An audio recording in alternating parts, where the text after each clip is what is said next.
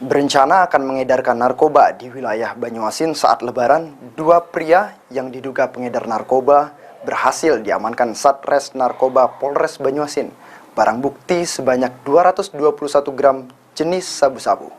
Apa dia nih? Berencana akan mengedarkan narkoba di wilayah Banyuasin saat Lebaran, dua pria ini malah ditangkap polisi dengan barang bukti 221 gram sabu. Kedua pria ini ditangkap polisi atas laporan masyarakat yang langsung ditindaklanjuti oleh personil Sat Narkoba Polres Banyuasin dipimpin Ibtu Junardi. Kedua tersangka sendiri ditangkap polisi di lokasi yang berbeda dan mereka diduga termasuk sindikat pengedar narkoba di wilayah Banyuasin.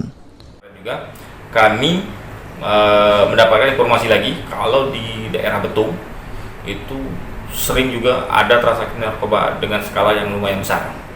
Nah, setelah itu kita lakukan penyelidikan dan benar di situ ada transaksi narkoba.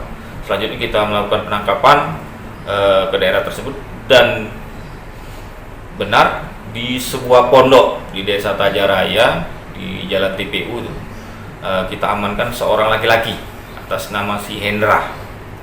Nah, setelah kita lakukan penangkapan, kita amankan, kita lakukan penggeledahan badan terhadap yang diduga.